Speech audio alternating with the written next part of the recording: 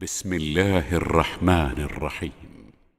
وجعلوا الملائكة الذين هم عباد الرحمن إناثا أشهدوا خلقهم ستكتب شهادتهم ويسألون وقالوا لو شاء الرحمن ما عبدناهم ما لهم بذلك من علم إن هم إلا يخرصون أم آتيناهم كتابا من قبله فهم به مستمسكون بل قالوا إنا وجدنا آباءنا على أمة وإنا على آثارهم مهتدون. السلام عليكم ورحمة الله وبركاته. ഖുർആൻ പദം 1707 ദിവസത്തിലേക്ക് എല്ലാവരെയും ഹാർദമായി സ്വാഗതം ചെയ്യുന്നു. വിശുദ്ധ ഖുർആനിലെ 43-ാമത്തെ അധ്യായമായ സൂറത്ത് സുഖ്റഫിലെ 19 മുതൽ 22 വരെയുള്ള ആയത്തുകളാണ് ഇന്ന് പഠന വിധേയമാക്കുന്നത്. ക്ലാസ് ആരംഭിക്കുന്നതിനായി ആദരണീയനായ ഡോക്ടർ A.I. വിലായത്തുള്ള സാഹിബിനെ ക്ഷണിക്കുന്നു. അസ്സലാമു അലൈക്കും വറഹ്മത്തുള്ളാഹി വബറകാതുഹു. أعوذ بالله من الشيطان الرجيم. بسم الله الرحمن الرحيم.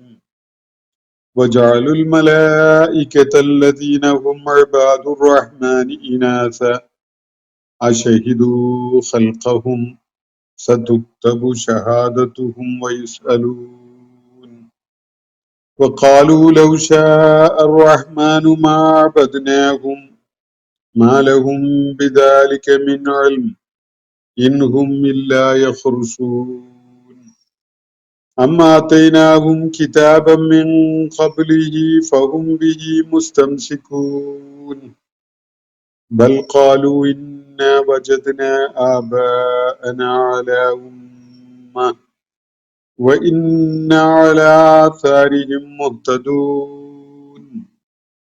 صدق الله العلي العظيم. സൂറത്ത് സുഖ്റൂഫിലെ 19 മുതൽ 22 വരെയുള്ള ആയത്തുകളാണ് ഞാൻ നിങ്ങളെ കേൾപ്പിച്ചിട്ടുള്ളത്. സൂറത്തിന്റെ തുടക്കം മുതൽ കഴിഞ്ഞ ദിവസം നമ്മൾ പഠനവിധേയമാക്കിയ ആയത്തുകൾ ഉൾപ്പെടെ മക്കയിലെ മുശ്രിക്കുകളായ ആ സമൂഹത്തിന്റെ വിശ്വാസപരമായ വൈകല്യങ്ങളെ തുറന്നു കാണിക്കുകയാണ് അല്ലാഹു സുബ്ഹാനഹു വ തആല. കഴിഞ്ഞ ദിവസം നമ്മൾ പഠന വിധേയമാക്കിയ ഭാഗത്ത് അവര് മക്കയിലെ ബഹുദൈവാരാധകരായ ആളുകൾ അള്ളാഹുവിന്റെ സൃഷ്ടിജാലങ്ങളുടെ കൂട്ടത്തിൽ ഒരു വിഭാഗത്തെ അള്ളാഹുവിന്റെ പെൺമക്കളായിട്ട് പരാമർശിക്കുന്ന ഒരു കാര്യം സൂചിപ്പിക്കുകയുണ്ടായി. എന്നാൽ ആ കാര്യം അവരത് ചെയ്യുന്ന രീതി അള്ളാഹുവിനോടുള്ള പരിഗണന നൽകിക്കൊണ്ടോ അള്ളാഹുവിനോടുള്ള ഭക്തി ആദരവുകൾ പ്രകടിപ്പിച്ചുകൊണ്ടോ എന്നുള്ള ഒരു രീതിയൊന്നുമല്ല. അവര് സ്വന്തം ആവശ്യത്തിനായിട്ട് തങ്ങളുടേത് എന്നുള്ള നിലക്ക് തിരഞ്ഞെടുക്കുന്നത് ആൺമക്കളെയും അള്ളാഹുവിനായിട്ട് നീക്കിവെക്കുന്നത് അവര് പെൺമക്കൾ എന്ന് വിശേഷിപ്പിക്കുന്ന മലക്കുകളെയുമാണ്. അവരുടെ ഈ ഇരട്ടത്താപ്പ് വളരെ പ്രകടമാവുക അവരിൽ ഒരാൾക്ക് അവര് അള്ളാഹുവിനായി നീക്കിവെച്ച വിഭാഗമുണ്ടല്ലോ, അങ്ങനെയുള്ള വിഭാഗത്തിൽപ്പെട്ട ഒരു ആള് ലഭിച്ചു എന്ന് സന്തോഷ വാർത്ത അറിയിക്കപ്പെട്ടാൽ, എന്ന് പറഞ്ഞാൽ അവരിൽ ഒരാൾക്കൊരു പെൺകുഞ്ഞുണ്ടായി എന്ന സന്തോഷ വാർത്ത അറിയിക്കപ്പെട്ടാല് അവരുടെ പ്രതികരണം വല്ല വജുഹുഹു മുസ്വദ്ദം വഹുവ കലീം, വല്ലാത്ത വ്യഥ കാരണമായി, സങ്കടവും ദുഃഖവും ഒക്കെ കാരണമായി അയാളുടെ മുഖം കറുത്ത് കരുവാളിച്ചു പോകുന്നു എന്നാണ് അള്ളാഹു ഇവിടെ സൂചിപ്പിക്കുന്നത്. എന്നാൽ അങ്ങനെയുള്ളത് അള്ളാഹുവിന് വേണ്ടി നീക്കിവെക്കുന്നതിന് അവർക്ക് യാതൊരു സങ്കോചവും ഇല്ല. അപ്പൊ അള്ളാഹു ഒരു ചോദ്യം ചോദിക്കുന്നത്, അവമൻ യുനശ്ശഉ ഫിൽ ഹില്യതി, ആഭരണങ്ങളൊക്കെ അണിയിച്ച്, ആഭരണങ്ങളൊക്കെ ഉടയാടകളൊക്കെ നൽകി ആ വിധത്തിൽ അണിയിച്ചൊരുക്കിയിരുത്തുന്ന അങ്ങനെ വളർത്തപ്പെടുന്നവരെയാണ്, അതുപോലെ തർക്കത്തിനും ഏറ്റുമുട്ടലിനും ഒരു കഴിവും കരുത്തും കാണിക്കേണ്ടി വരുന്ന ഘട്ടത്തില് പറയത്തക്ക മികവ് പുലർത്തുകയും ചെയ്യാത്തവരെയാണ് അവർ അള്ളാഹുവിനായിട്ട് നീക്കിവെക്കുന്നത് എന്നൊരു കാര്യമാണ് അള്ളാഹു ഇവിടെ തുറന്നു കാണിക്കുന്നത്. മക്കയിലെ മുശ്രിക്കുകളുടെ വിശ്വാസപരമായ അടിത്തറകൾ എന്തുമാത്രം ദുർബലമായതാണ്, എന്തുമാത്രം വൈകല്യങ്ങൾ നിറഞ്ഞതാണ്, അല്ലെങ്കിൽ എന്തുമാത്രം ബുദ്ധിരഹിതമായ യുക്തിരഹിതമായ സംഗതിയാണ് എന്നതാണ് അള്ളാഹുവിടെ അവരെ എക്സ്പോസ് ചെയ്യുന്ന വിധത്തിൽ വെളിപ്പെടുത്തുകയുണ്ടായത്. അള്ളാഹുവിന്റെ അടിയാറുകളായ മലക്കുകളെ അവര് പരാമർശിച്ചത് അങ്ങനെയൊക്കെയാണ്. തുടർന്നുള്ള ആയത്തില് ഇന്ന് ഞാൻ നിങ്ങളെ കേൾപ്പിച്ച ഭാഗത്ത് അള്ളാഹു ആ വിഷയം തന്നെയാണ് അതിന്റെ വിശദാംശങ്ങളോടുകൂടി പ്രതിപാദിക്കുന്നത്. നമുക്ക് ഞാൻ ഇന്ന് നിങ്ങളെ കേൾപ്പിച്ച ആയത്തുകളെ വിശദമായിട്ട് മനസ്സിലാക്കാം. വജഅലുൽ മലായികത അല്ലദീന ഹും ഇബാദുർ റഹ്മാനി ഇനാസ, അവര് മലക്കുകളെ സ്ത്രീകളായിട്ടാണ് പരിഗണിക്കുന്നത്. ആരാണ് ഈ മലക്കുകൾ? അല്ലദീന ഹും ഇബാദുർ റഹ്മാൻ, കാരുണ്യവാനായ അള്ളാഹുവിന്റെ ഇബാദുകളാണ്, ദാസികളാണ്, അല്ലെ ദാസന്മാരാണ് അവര്.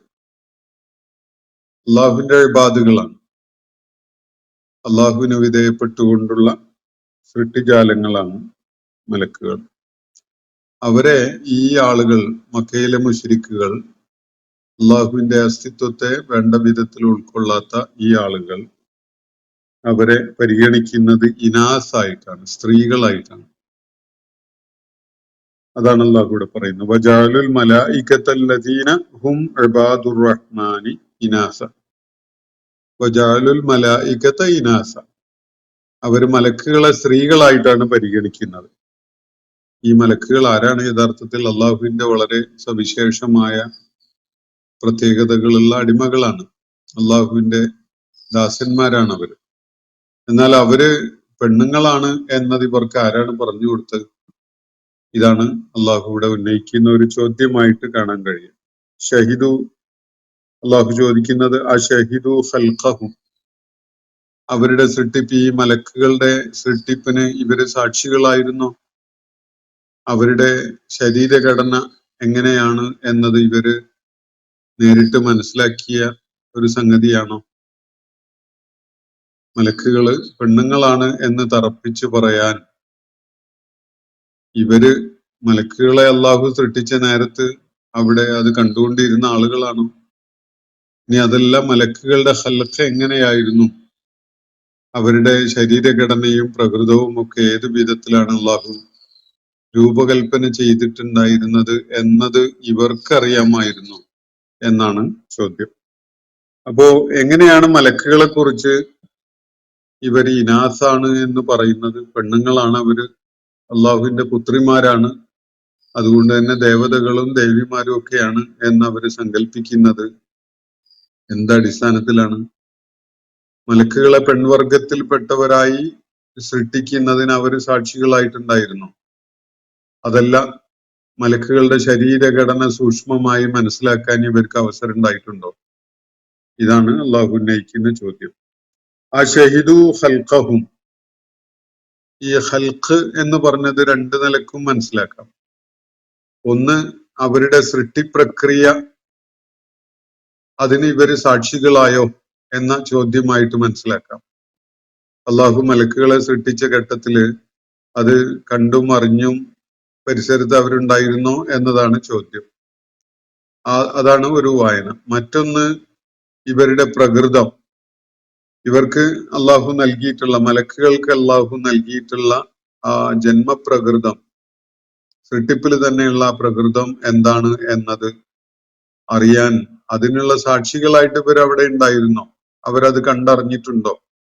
മലക്കുകള് ആണാണോ പെണ്ണാണോ എന്ന് തീരുമാനിക്കാൻ അവരെ സൃഷ്ടിക്കുന്ന സമയത്തും ഇവര് സാക്ഷികളായിരുന്നോ? ഇനി അതല്ല, അവരുടെ സൃഷ്ടിഘടന ഏതു വിധത്തിലാണ് എന്നത് ഇവർ മനസ്സിലാക്കാൻ അതിന് സാക്ഷികളായിട്ട് അവർക്ക് നിലകൊള്ളാൻ അവസരം ഉണ്ടായിരുന്നോ എന്നതാണ് ചോദ്യം.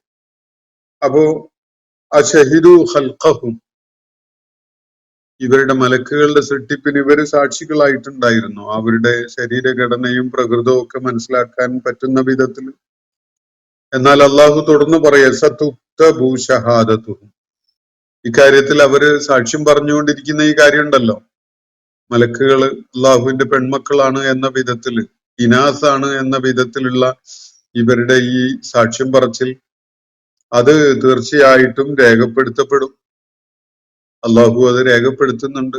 നിങ്ങൾ അള്ളാഹുവിന്റെ സൃഷ്ടികളായ മലക്കുകളെ കുറിച്ച് അവര് അള്ളാഹുവിന്റെ പുത്രിമാരാണ് എന്ന് പറയാവുന്ന വിധത്തിൽ അവരെ പെൺമക്കളായിട്ട് സാക്ഷ്യപ്പെടുത്തിയോ? എങ്കിൽ അള്ളാഹു അത് രേഖപ്പെടുത്തും. ആ സാക്ഷ്യം പരിശോധിക്കപ്പെടുന്ന ഒരു സമയവും വരാനിരിക്കുന്നു. വയുസ് അലൂൻ, അവര് ചോദ്യം ചെയ്യപ്പെടുന്നതുമാണ്. ഇതാണ് അള്ളാഹു ഇവിടെ പറയുന്നത്. മലക്കുകളെ കുറിച്ച് അവർ അള്ളാഹുവിന്റെ പെൺമക്കളാണ് അല്ലെങ്കിൽ അവർ സ്ത്രീകളാണ് എന്ന വിധത്തില് കാര്യങ്ങൾ അറിയുന്ന ആളുകളെ പോലെ ഇവര് സത്യം ചെയ്ത് പറയുകയാണോ? എങ്കിൽ അത് അള്ളാഹു രേഖപ്പെടുത്തും. അവര് അതിനുത്തരം പറയേണ്ടി വരികയും ചെയ്യും. വയുസ് അലൂൻ, അവര് ചോദ്യം ചെയ്യപ്പെടുന്നതാണ്. ഉത്തരം നൽകപ്പെടാൻ അവര് നിർബന്ധിതരാക്കപ്പെടും വൈകാതെ തന്നെ. ഇതാണ് അള്ളാഹു പറയുന്നത്. എവിടെ നോക്കിയിട്ടാണ്, എന്ത് അടിസ്ഥാനത്തിലാണ്, എന്ത് ബോധ്യത്തിന്റെ പിൻബലത്തിലാണ് ഇവര് മലക്കുകൾ അള്ളാഹുവിന്റെ പെൺമക്കളാണ് അല്ലെങ്കിൽ സ്ത്രീകളാണ് എന്ന് പറഞ്ഞുകൊണ്ടിരിക്കുന്നത്? ഇവർ കണ്ടിട്ടുണ്ടോ അള്ളാഹു മലക്കുകളെ സൃഷ്ടിക്കുന്നത്? മലക്കുകളുടെ ശരീരഘടനയും പ്രകൃതവും മനസ്സിലാക്കാൻ അവർക്ക് അത്രയും മലക്കുകളെ കുറിച്ച് സൂക്ഷ്മമായി സാക്ഷ്യപ്പെടുത്താൻ കഴിയുന്ന വിധത്തിൽ വല്ല അറിവും ലഭിച്ചിട്ടുണ്ടോ? ഉണ്ടെങ്കിൽ അവർ ഈ പറഞ്ഞുകൊണ്ടിരിക്കുന്നത് ഗൗരവത്തിൽ തന്നെയാണെങ്കിൽ അള്ളാഹു അത് രേഖപ്പെടുത്തും. അവരിങ്ങനെ പറയുന്ന കാര്യം രേഖപ്പെടുത്തുക മാത്രമല്ല, മറ്റൊരവസരത്തിൽ വയുസ് അലൂൻ, അവരതിനെ കുറിച്ച് ചോദ്യം ചെയ്യപ്പെടുന്നതുമാണ്. അവർക്ക് ഉത്തരം നൽകേണ്ടി വരും അള്ളാഹുവിനേക്കുന്ന ആ ചോദ്യത്തിന്. വഖാലു, എന്നിട്ട് അവരുടെ ഒരു സംസാരം, മലക്കുകളെ അവര് അള്ളാഹുവിനോടൊപ്പം ദിവ്യത്വത്തിൽ പങ്കാളികളായ ആളുകൾ എന്ന നിലക്ക് പരിഗണിക്കുന്നതിന് അത് അത്ര വലിയ ഗൗരവമുള്ള ഒരു വിഷയമല്ല എന്ന് തോന്നുന്ന വിധത്തില് എന്ന ഭാവത്തിലുള്ള അവരുടെ പെരുമാറ്റത്തിന് അത് സംബന്ധമായിട്ട് അവർ പറഞ്ഞുകൊണ്ടിരുന്ന ഒരു കാര്യം അള്ളാഹു ഇവിടെ ഉദ്ധരിക്കുകയാണ്. വഖാലു, അവരിങ്ങനെ പറഞ്ഞുകൊണ്ടിരിക്കുകയും ചെയ്തു. ലൗ ഷാ അർ റഹ്മാനു മാ അബദ്നാഹു, കാരുണ്യവാനായ അള്ളാഹു ഉദ്ദേശിച്ചിരുന്നുവെങ്കിൽ നമ്മൾ അവയെ ആരാധിക്കുമായിരുന്നില്ല. നമ്മൾ മലക്കുകളെ ആരാധിക്കുന്നത് അല്ലെങ്കിൽ മലക്കുകൾക്ക് ദിവ്യത്വമുണ്ട് എന്ന വിധത്തിൽ അവയോട് നമ്മൾ ആരാധനാപൂർവം സമീപിക്കുന്നത് അത് അള്ളാഹുവിന്റെ അറിവോട് കൂടിയാണ്. അള്ളാഹുവിന് അതിൽ എതിർപ്പൊന്നും ഉണ്ടായിട്ടില്ല. അതുകൊണ്ട് തന്നെ അള്ളാഹുവിന് അതിൽ അതൃപ്തിയൊന്നുമില്ല എന്ന നിലക്കാണ് എന്നാണ് അവർ പറയുന്നത്. അള്ളാഹു തടഞ്ഞിട്ടൊന്നുമില്ലല്ലോ. ഞങ്ങൾ മലക്കുകളെ എത്ര കാലമായിട്ട് ആരാധിക്കുന്നുണ്ട്, നൂറ്റാണ്ടുകൾ എത്ര മലക്കുകളെ ആരാധിക്കുന്ന ഒരു നിലപാട് വെച്ചു പുലർത്തിക്കൊണ്ട് കഴിഞ്ഞു പോയിട്ടുണ്ട്. എന്നിട്ട് അള്ളാഹു അതിൽ ഇടപെട്ടോ? അള്ളാഹു നമുക്കെതിരിൽ വല്ല ശിക്ഷയും ഇറക്കിയോ? ഞങ്ങളെ ഏതെങ്കിലും വിധത്തിൽ നശിപ്പിക്കുകയുണ്ടായോ? ഒന്നും ഉണ്ടായിട്ടില്ലല്ലോ. അതിന്റെ അർത്ഥം അള്ളാഹുവിന്റെ മശീഅത്താണ് അത് എന്നതും, അള്ളാഹുവിന്റെ ഈ മശീഅത്തില് അള്ളാഹുവിന് റിളയുണ്ട്, അള്ളാഹുവിന്റെ തൃപ്തിയും ഉണ്ട് എന്നുമല്ലേ അതിന്റെ അർത്ഥം എന്നാണ് അവര് പരോക്ഷമായിട്ട് ചോദിക്കുന്നത്. യഥാർത്ഥത്തിൽ വളരെ അബദ്ധജടിലമായ ഒരു ധാരണയാണ് അവരിവിടെ പങ്കുവെക്കുന്നത്. അള്ളാഹു ഒരു സംഗതി തടയുന്നില്ല എന്നത്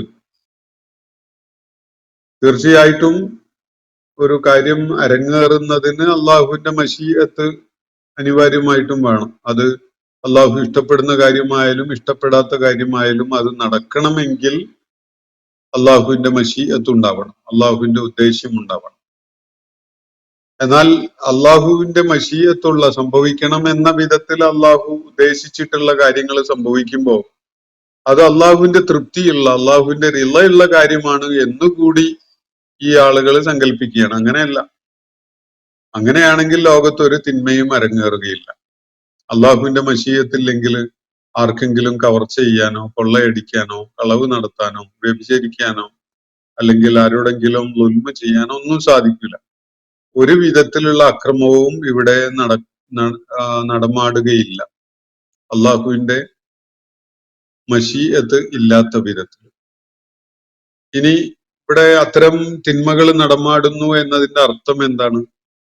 അള്ളാഹുവിന്റെ മശീഅത്ത് ഉണ്ട്, അള്ളാഹു തടഞ്ഞിട്ടില്ല, തടയാത്തത് കൊണ്ടാണ് അത് ഉണ്ടായത് എന്ന് വെച്ചാൽ അള്ളാഹുവിന് അങ്ങനെയൊക്കെ ഉണ്ടാവുന്നതിൽ വലിയ തൃപ്തിയാണ്, അവന്റെ അനുമതിയും അത് അവന്റെ തൃപ്തിയും ഒക്കെ അതിലുണ്ട് എന്നാണ് ഈ ആളുകൾ സങ്കല്പിക്കുന്നത്. അങ്ങനെയാണെങ്കിൽ ലോകത്ത് നടക്കുന്ന ഈ തിന്മകളുടെയും അക്രമങ്ങളുടെയും ഒക്കെ ഉത്തരവാദിത്വം അള്ളാഹുവിനാണ്, അവന്റെ തൃപ്തി അതിലുണ്ട് എന്ന നിലക്ക് അത് കാണേണ്ടി വരില്ലേ?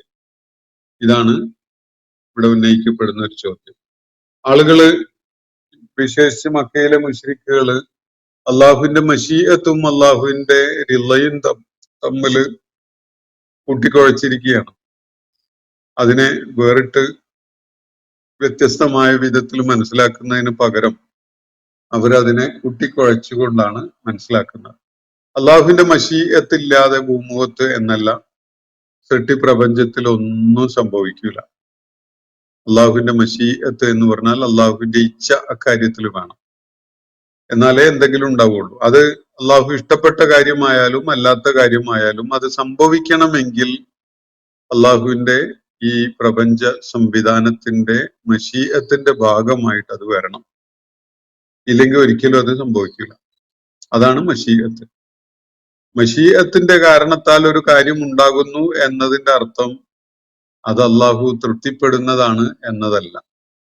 അള്ളാഹുവിന് തൃപ്തിപ്പെടാത്ത കാര്യങ്ങൾ ചെയ്യാനും ചില വിഭാഗങ്ങൾക്ക് അള്ളാഹു അനുമതി നൽകിയിട്ടുണ്ട്.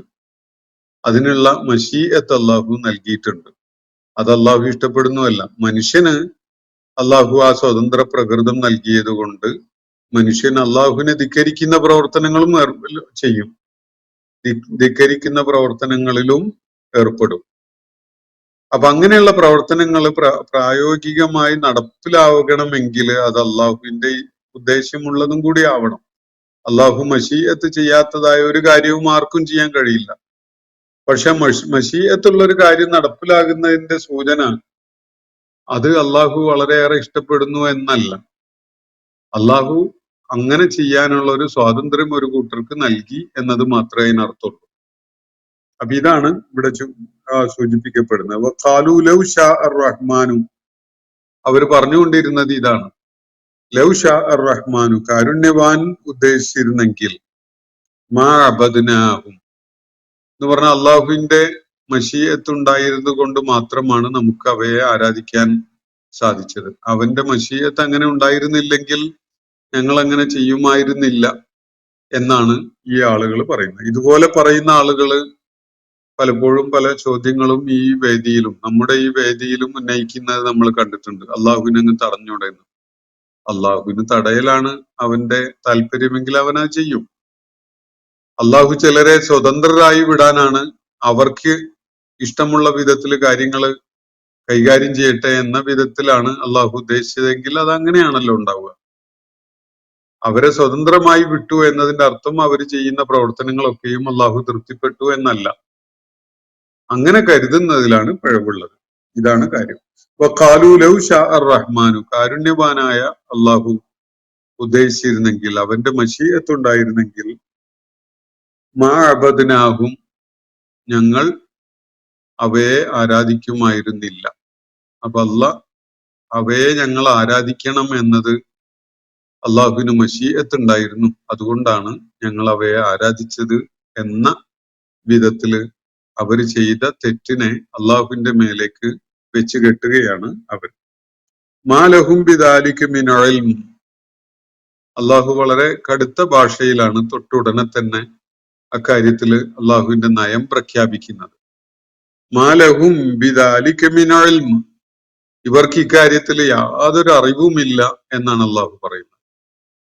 അള്ളാഹു അവർക്ക് അങ്ങനെ അക്രമം ചെയ്യാനുള്ള മശീഅത്ത് നൽകിയിട്ടുണ്ടായിരുന്നെങ്കിൽ പോലും അതിലുള്ള കടുത്ത പ്രതിഷേധമാണ്, അവരുടെ ഈ വിവരണത്തോടുള്ള കടുത്ത എതിർപ്പാണ് ഈ വാക്യങ്ങളിൽ രേഖപ്പെടുത്തുന്നത്. മാലഹും ബിദാലിക മിൻ ഇൽം.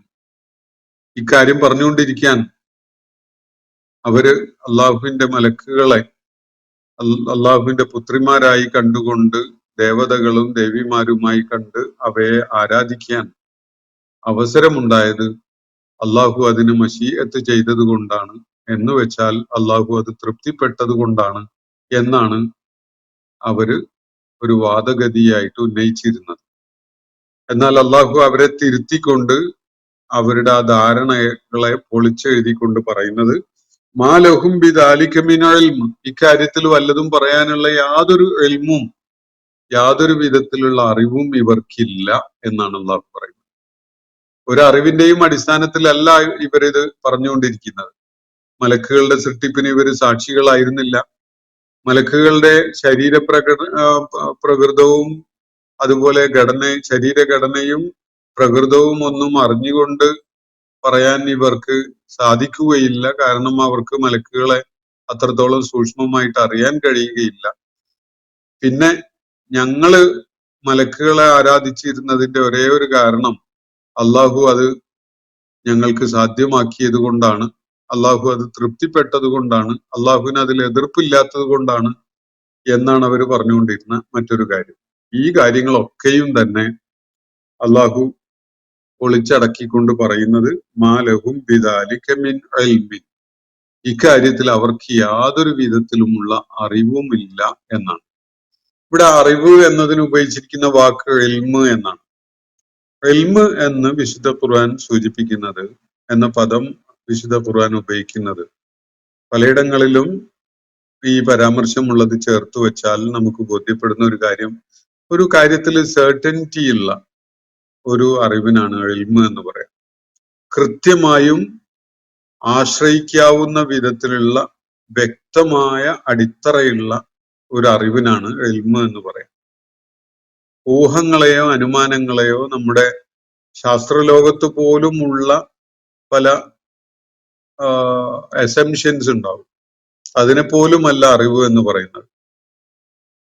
പലയിടങ്ങളിലും ഖുർആൻ ഇതിന് കൃത്യമായ സൂചന നൽകുന്നുണ്ട്. അല്ലമൽ ഇൻസാന മാലം യഅലം. മനുഷ്യനെ അറിഞ്ഞുകൂടാത്ത കാര്യങ്ങളൊക്കെയും പഠിപ്പിച്ചത് അള്ളാഹുവാണ്. അല്ലമ ആദം അൽ അസ്മാ കുല്ലഹ. ആദമിന് സർവവിധ നാമങ്ങളും അവൻ പഠിപ്പിച്ചു. ഈ വക കാര്യങ്ങൾ പറയുന്നിടത്ത് അതുപോലെ അറിവിൽ നിന്ന് അവർക്ക് യാതൊന്നും തട്ടിയെടുക്കാൻ സാധ്യമല്ല. വലാ യുഹീതൂന ബിശൈഇൻ മിൻ ഇൽമിഹി ഇല്ലാ ബിമാ ശാ. അള്ളാഹു ഉദ്ദേശിച്ചാൽ അല്ലാതെ എന്ന് പറഞ്ഞാൽ മനുഷ്യന്റെ അറിവ് ആർജിക്കുന്ന പ്രക്രിയ പൂർണ്ണമായും അള്ളാഹുവിന്റെ നിയന്ത്രണത്തിലുള്ളതാണ്. അള്ളാഹുവാണ് അറിവ് നൽകുന്നവൻ. അവൻ അറിയാത്ത, മനുഷ്യൻ അറിയാത്ത കാര്യങ്ങൾ, മനുഷ്യന് യഥാർത്ഥത്തിൽ ഒന്നും അറിയുമായിരുന്നില്ല. ഭൂമിയിൽ പിറവിയെടുക്കുന്ന മനുഷ്യൻ സീറോ നോളജുമായിട്ടാണ് വരുന്നത്. ഒന്നും അറിയാത്ത ഒരു ബ്ലാങ്ക് സ്ലേറ്റ് ആണ് അവന്റെ അറിവിന്റെ മണ്ഡലം. പിന്നീട് ഓരോന്ന് അവൻ അറിവ് ആർജിക്കുകയാണ്. അതിന് അള്ളാഹു വെച്ച പ്രക്രിയകളിലൂടെയാണ് അവൻ കടന്നു പോകുന്നത്.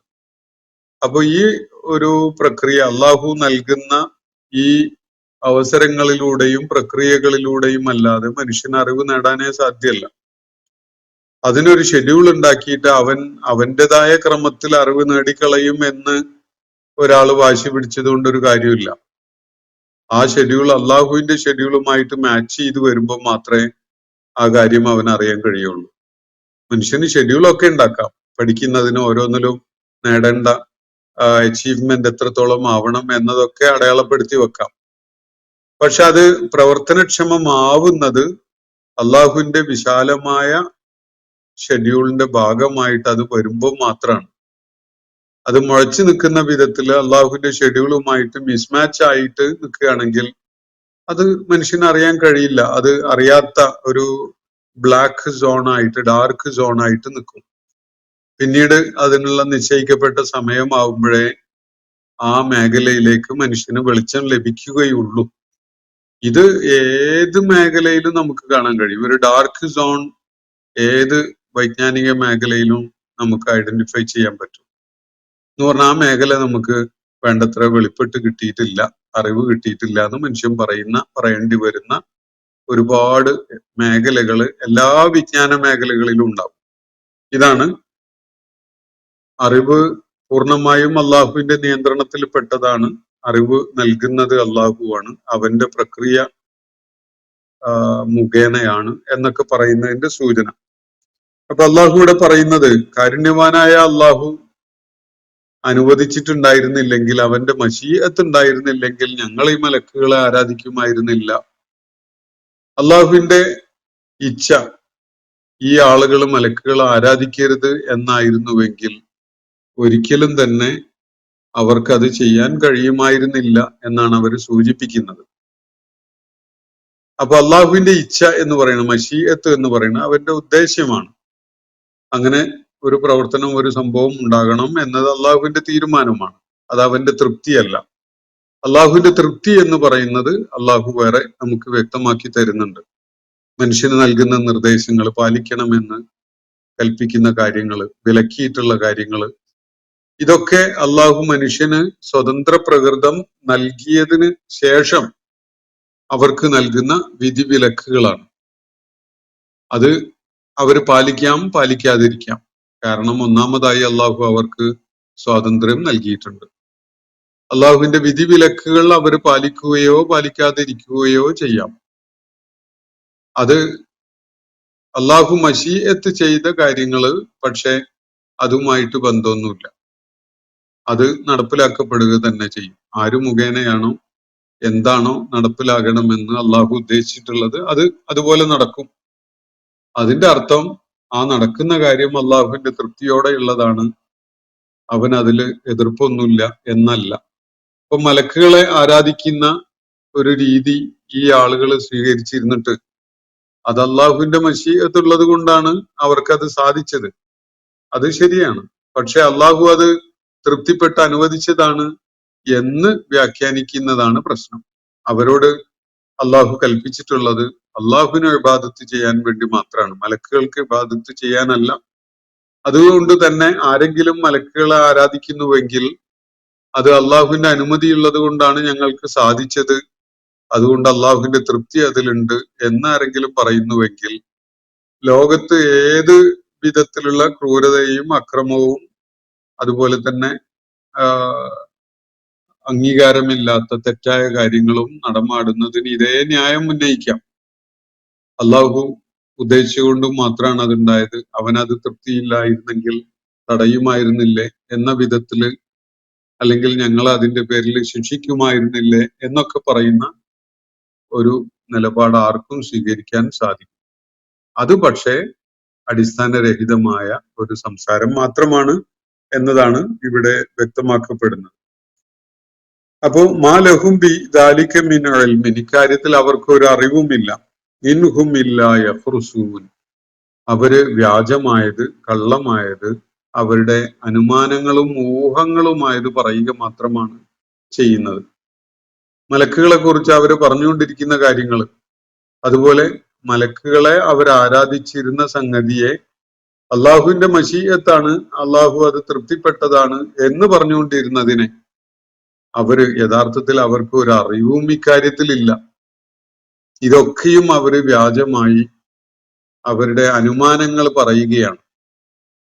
യഹ്റുസു എന്ന് പറയുന്നത് ഖറസ എന്ന വാക്കുന്ന് വരുന്നതാണ്. ഖർസുൻ, അനുമാനം അല്ലെങ്കിൽ വ്യാജമായിട്ടൊരു സംഗതി പറയൽ, കള്ളം പറയൽ എന്നൊക്കെയാണ് അതിന്റെ അർത്ഥം. അപ്പൊ ഇവര് ഒന്നുകിൽ ബോധപൂർവം കള്ളം പറയുകയാണ്, അല്ലെങ്കിൽ അവരുടെ അടിസ്ഥാനരഹിതമായ ഊഹമാണ്, വ്യാജമായ സങ്കല്പനങ്ങളാണ് എന്നൊക്കെയാണ് ഈ പറയുന്നതിനെ കുറിച്ച് അള്ളാഹു പറയുന്നത്. ഇവർ ഈ പറയുന്നത് അറിവിന്റെ അടിസ്ഥാനത്തിലല്ല. അറിവാണെങ്കിൽ അത് ദൈവികമാണ്. ഒരിക്കലും അറിവിന്റെ അടിസ്ഥാനത്തിൽ ഇവർക്ക് ഇത് പറയാൻ കഴിയില്ല. ഇവർ പറയുന്നത് വ്യാജമായ, അടിസ്ഥാനരഹിതമായ, യുക്തിരഹിതമായ അനുമാനങ്ങളെ അടിസ്ഥാനപ്പെടുത്തിക്കൊണ്ട് മാത്രമാണ്, അറിവിനെ അടിസ്ഥാനപ്പെടുത്തിക്കൊണ്ടല്ല. അപ്പൊ അറിവ് എന്ന് പറയുന്നത് കൃത്യതയുള്ളതാണ്. ഇൽമ് എന്ന് പറയുമ്പോൾ കൃത്യതയുള്ളതും പിന്നീട് തെറ്റാണെന്ന് തെളിയിക്കപ്പെടാത്തതുമായ സംഗതിയായിരിക്കും. അങ്ങനെയുള്ള യാതൊരു അറിവിന്റെയും അടിസ്ഥാനത്തിലല്ല അവർ ഈ പറയുന്നത്. അവര് കേവലമായ ഊഹങ്ങളുടെയും അനുമാനങ്ങളുടെയും വ്യാജമായ സംസാരത്തിന്റെയും ഭാഗമായിട്ടാണ് ഇതൊക്കെ പറയുന്നത്. അമ്മാതൈനാഹും കിതാബൻ മിൻ ഖബ്ലിഹി, തുടർന്ന് അള്ളാഹു ചോദിക്കുകയാണ്, അമ്മാതൈനാഹും, നാം അവർക്ക് നൽകിയിട്ടുണ്ടായിരുന്നോ, കിതാബൻ മിൻ ഖബ്ലിഹി, ഈ ഖുർആന് മുമ്പായിട്ട് ഒരു കിതാബ്, ഫഹും ബിഹി മുസ്തംസിക്കൂൻ, അവരെങ്ങനെ മുറുകെ പിടിച്ച് പിന്തുടർന്നു വരുന്ന വിധത്തിലുള്ള ഒരു കിതാബ് ഈ ഖുർആന്റെ മുന്നേ ആയിട്ട് നാം അവർക്ക് നൽകിയിട്ടുണ്ടായിരുന്നു. ഇതിന് പിൻബലമായ ചില കാര്യങ്ങൾ പറയുന്ന വിധത്തിൽ എന്നാണ് സൂചന. മലക്കുകൾ ആരാധിക്കുന്നതിന് പിൻബലമായിട്ട് അവർക്കൊരു തെളിവ് നൽകുന്ന, അതിന് പിൻബലമായ ഒരു ദൈവിക വചനമുണ്ട് എന്ന് പറയാവുന്ന വിധത്തിലുള്ള ഒരു വചനം അടങ്ങിയ ഒരു കിതാബ് ഈ ഖുർആന് മുമ്പ് നാം അവർക്ക് നൽകി എന്നാണോ അവരുടെ സംസാരം? അപ്പൊ ഒരു വേദഗ്രന്ഥത്തിലും അവർക്ക് പിൻബലം കാണാൻ കഴിയുകയില്ല. അള്ളാഹുവിന്റെ മലക്കുകൾ അവന്റെ പുത്രിമാരാണ് എന്ന വിധത്തിലോ, അവര് സ്ത്രീകളാണ് എന്ന നിലക്ക് കാണാനോ, അവര് ദേവികളും ദേവതകളുമാണ് എന്ന് സങ്കല്പിക്കാനോ, അവരെ ആരാധിക്കാവുന്നതാണ് എന്ന് കരുതാനോ സാധിക്കുന്ന വിധത്തിലുള്ള ഒരു കാര്യവും അവർക്ക് പൂർവിക വേദങ്ങളിലൊന്നും കാണാൻ കഴിയുകയില്ല. ഇപ്പൊ ഈ ഖുർആനാണ് അവർ കേട്ടുകൊണ്ടിരിക്കുന്നത്.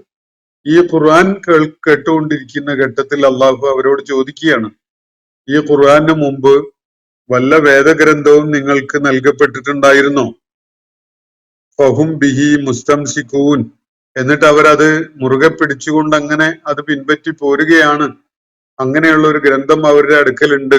ഈ മലക്കുകൾ ആരാധിക്കുന്നതിന് പിൻബലമായിക്കൊണ്ട് ചില കാര്യങ്ങൾ അടങ്ങിയിട്ടുള്ള ഒരു വേദഗ്രന്ഥം അവർക്ക് നേരത്തെ ലഭിച്ചിട്ടുണ്ട്.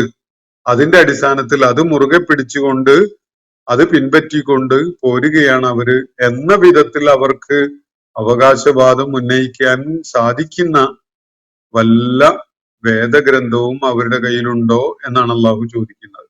അങ്ങനെ വല്ല തെളിവുമുള്ള വേദഗ്രന്ഥവും നാം അവർക്ക് നേരത്തെ നൽകിയിട്ടുണ്ടായിരുന്നോ?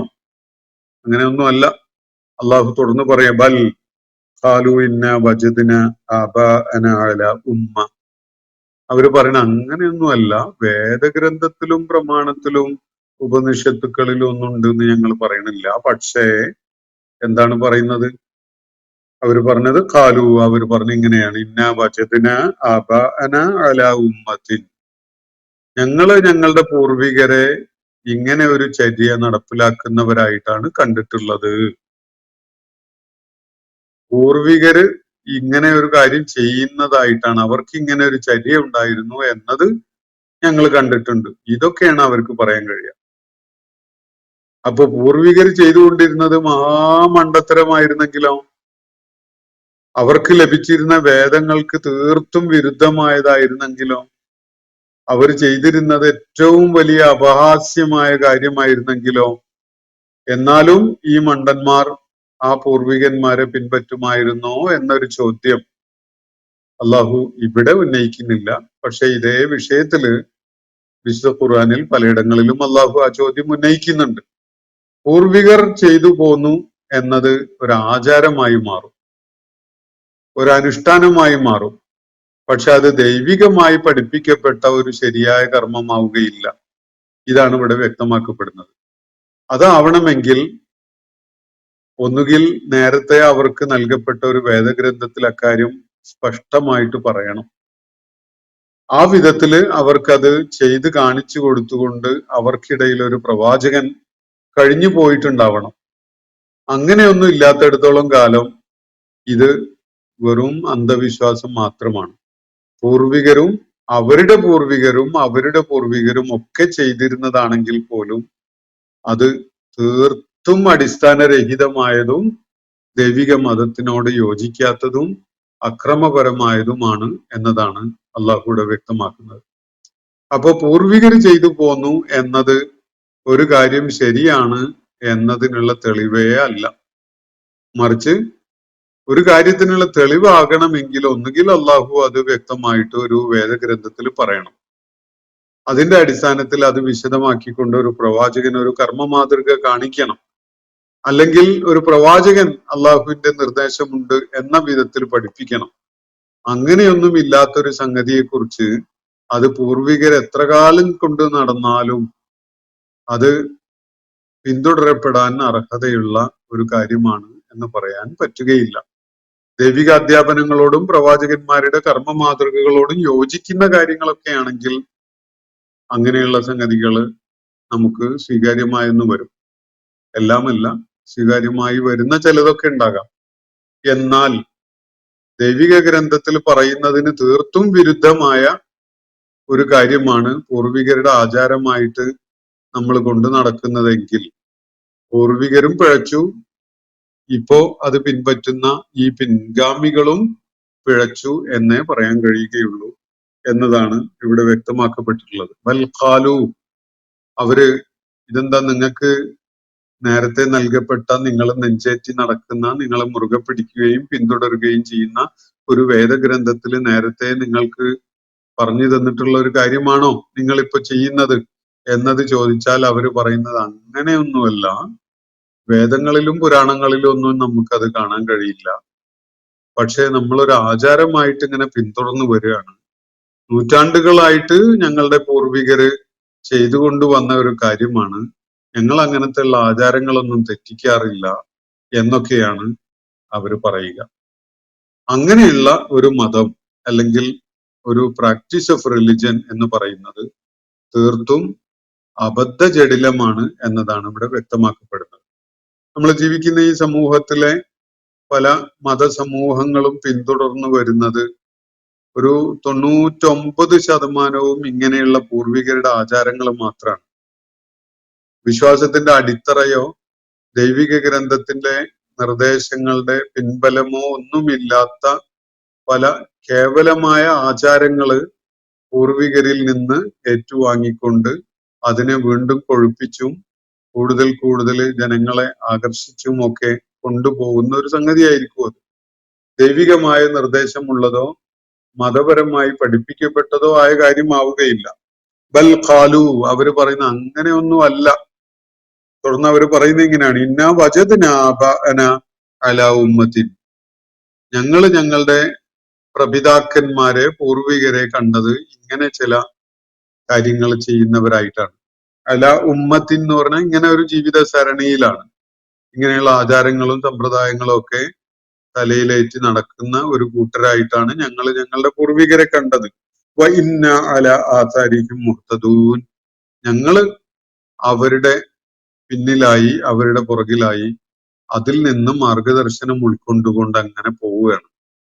ഞങ്ങള് വഴി തെറ്റാതിരിക്കാൻ വേണ്ടി പൂർവികരെ ചാണിന് ചാണായും മുഴത്തിന് മുഴമായും പിന്തുടർന്നുകൊണ്ട് അങ്ങനെ പോവുകയാണ്, കണ്ണ് ചിമ്മി പോവുകയാണ്. പൂർവികരിൽ നിന്ന് ഞങ്ങൾ എന്തൊക്കെ ഏറ്റുവാങ്ങിയോ അതൊക്കെയും തന്നെ ഒരു പുനഃപരിശോധനക്കും വിധേയമാക്കാതെ, കണ്ണ് തുറന്നൊന്ന് കാണുക പോലും ചെയ്യാതെ ഞങ്ങൾ അങ്ങനെ തലയിലേറ്റി കൊണ്ടുപോവുകയാണ്. എന്നാൽ ഈ കണ്ണ് ചിമ്മി തലയിലേറ്റി കൊണ്ടുപോകാൻ അള്ളാഹു പറഞ്ഞതാണോ?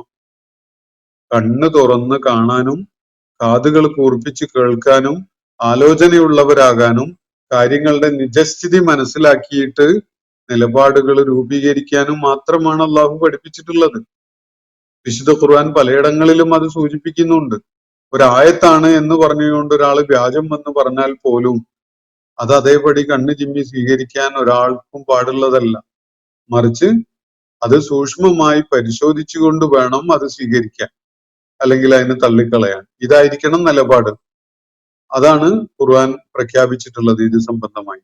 അപ്പോ ഈ ആളുകള് ബൽ ഖാലു ഇന്നാ വജദ്നാ ആബാഅന അലാ ഉമ്മത്തിൻ, ഞങ്ങളുടെ പൂർവികരെ ഇങ്ങനെ ഒരു ജീവിത സരണി ഇങ്ങനെ ഒരു ചര്യ പിന്തുടരുന്നവരായിട്ടാണ് കണ്ടിട്ടുള്ളത്. വൈന്ന അല ആസാരിഹിം, അവരുടെ പുറകിലായി അവരുടെ ആ ലെഗസി, പൈതൃകം പിന്തുടർന്നുകൊണ്ട് ഞങ്ങൾ അങ്ങനെ പോവുകയാണ്. ആസാർ എന്ന് പറഞ്ഞാൽ പൈതൃകം എന്ന് പറയാം. പൂർവികര് വിട്ടേച്ചു പോയിട്ടുള്ള, നമ്മൾ വളരെ സമ്പന്നമായ എന്നൊക്കെ പറയുന്ന പൈതൃകത്തിനാണ് ആസാർ എന്ന് പറയാം. അടയാളം എന്നാണ് വാക്കിന്റെ അർത്ഥം. അസർ എന്നതിന്റെ ബഹുവചനാണ് ആസാർ, അടയാളങ്ങൾ. പൂർവികര് വിട്ടേച്ചു പോയ അടയാളങ്ങൾ അല്ലെങ്കിൽ അവരുടെ പൈതൃകം, അവരുടെ ലെഗസി, അത് മുഹ്തദൂൻ, അത് മുഖേന സന്മാർഗികളായി പോവുകയാണ് ഞങ്ങൾ. വഴിപിഴക്കാതെ കണ്ണ് ചിമ്മി ഞങ്ങൾ അങ്ങനെ നടക്കുകയാണ്. പൂർവികര് തന്നത് അത് അതേപടി ശിരസിലേറ്റിക്കൊണ്ട്. അള്ളാഹു അവരെ ആ പ്രയോഗത്തിലൂടെയൊക്കെ പരിഹസിക്കുകയാണ്. ഇന്ന അല ആസാരിഹിം മുഹ്തദൂൻ, ഞങ്ങൾ അവരുടെ കാൽപ്പാടുകളിലായിട്ട് സന്മാർഗികളായി പോവുകയാണ് എന്നാണ് ആ വാക്ക് നൽകുന്ന അർത്ഥം. എന്ന് പറഞ്ഞാൽ അവരുടെ കാൽപ്പാടുകൾ പിൻപറ്റിക്കൊണ്ട് ഞങ്ങൾ പോവുകയാണെങ്കിൽ ഞങ്ങൾ ഹിദായത്തിലേ ഉണ്ടാവുള്ളൂ, ഞങ്ങൾക്ക് ഒരു പിഴവും പറ്റൂല എന്ന ഒരു കാര്യമാണ് അവർ പറയുന്നതും പ്രയോഗത്തിൽ കൊണ്ടുവരുന്നതും ഒക്കെ. പക്ഷെ പൂർവികൻ ഒരു വലിയ ഹൈവേയിൽ, ഒരു ക്രോസ് റോഡിൽ തന്നെ വഴിതെറ്റി പോയിട്ടുണ്ട് എന്ന കാര്യം ഇവര് ഒരു പുനരാലോചനക്ക് വിധേയമാക്കി മനസ്സിലാക്കുന്നില്ല. പണ്ടെന്നോ വഴിതെറ്റിയിട്ടുണ്ട്. ഇപ്പൊ ക്രൈസ്തവ സമൂഹത്തിന്റെ കാര്യം എടുത്താൽ, ഈസാ അലൈഹിസ്സലാം പഠിപ്പിച്ച ആ ദീനിലല്ല അവരാരും തന്നെ ഇന്നുള്ളത്. എവിടുന്നാണ് ഇവർ വഴിതെറ്റിയത്? വളരെ ഉടനെ തന്നെ ഈസാ അലൈഹി ഇസ്ലാമിനെ അള്ളാഹു തിരിച്ചു വിളിച്ച ആ ഉടനെ തന്നെ സെന്റ് പോളും കൂട്ടരും ഒക്കെ ചേർന്ന് അവരെ പുതിയൊരു മതത്തിന്റെ ആളുകളാക്കി മാറ്റിയിട്ടുണ്ട്. അവര് കുരിശു ചുമക്കുന്നവരായി മാറിയിട്ടുണ്ട്. അവര് ത്രിയേകത്വത്തിൽ വിശ്വാസമുള്ളവരായി മാറിയിട്ടുണ്ട്. അതുപോലെ യേശുവിനെ ദൈവപുത്രനായിട്ട് കാണുന്ന ആളുകളായി മാറിയിട്ടുണ്ട്. യേശുവിന്റെ ഉമ്മയെ അവര് ദിവ്യത്വമുള്ള ഒരു ആളായിട്ട് കണ്ടുകൊണ്ട് അവരെ ആരാധിക്കുകയും അവരോട് പ്രാർത്ഥിക്കുകയും ചെയ്യുന്ന ആളുകളായി മാറിയിട്ടുണ്ട്. അപ്പൊ തുടക്കം മുതൽ തന്നെ അവർക്ക് വഴിതെറ്റിപ്പോയിട്ടുണ്ട്. എന്നിട്ടും അത് ഒരു പരിശോധനയ്ക്ക് വിധേയമാക്കാതെ പറയുന്നത് എന്താണ്? വൈന്ന അല ആസാരിഹിം മുഹ്തദൂൻ, ഞങ്ങൾ അവരുടെ പാത, അവരുടെ ആ സരണി, അവരുടെ ആ പൈതൃകം പിൻപറ്റി അങ്ങനെ വഴിതെറ്റാതെ പോവുകയാണ് എന്നാണ് ഇവർ പറയുന്നത്. പിന്നെ അള്ളാഹു ഇവർക്ക് കണ്ണും കാതും മസ്തിഷ്കവും ഒക്കെ നൽകിയിട്ടുള്ളത് എന്തിനു വേണ്ടിയാണ്? ബുദ്ധി എന്തിനാണ് നൽകപ്പെട്ടിട്ടുള്ളത്? കാഴ്ചയും കേൾവിയും നിരീക്ഷണത്തിനും അപഗ്രഥനത്തിനും ഒക്കെയുള്ള കഴിവുകളൊക്കെ നൽകപ്പെട്ടിട്ടുള്ളത് എന്തിനു വേണ്ടിയാണ്? കണ്ണ് ചിമ്മി നടക്കാനാണെങ്കിൽ അതൊന്നും ഇവർക്ക് നൽകേണ്ടതുണ്ടായിരുന്നില്ലല്ലോ എന്നതാണ് അള്ളാഹുവിടെ വ്യക്തമാക്കുന്ന ഒരു കാര്യം. പൂർവികര് പിന്തുടർന്ന വഴി അതേപടി പിൻപറ്റുകയാണ് ഇവർ ചെയ്തിട്ടുള്ളത്. ഞാനിവിടെ അവസാനിപ്പിക്കുകയാണ് ഇന്നത്തെ സെഷൻ. വാഖിർ ദഅ്വാന അനിൽ ഹംദുലില്ലാഹി റബ്ബിൽ ആലമീൻ. അസ്സലാമു അലൈക്കും വറഹ്മത്തുള്ളാഹി വബറകാതുഹു. ഇന്നത്തെ ഖുർആൻ പദം ഇവിടെ സമാപിക്കുന്നു. ഖുർആൻ പഠനത്തിൽ പങ്കെടുത്ത എല്ലാവർക്കും അല്ലാഹു അർഹമായ പ്രതിഫലം നൽകി അനുഗ്രഹിക്കട്ടെ. വആഖിർ ദഅ്വാന അനിൽ ഹംദുലില്ലാഹി റബ്ബിൽ ആലമീൻ. അസ്സലാമു അലൈക്കും വറഹ്മത്തുള്ളാഹി വബറകാതുഹു.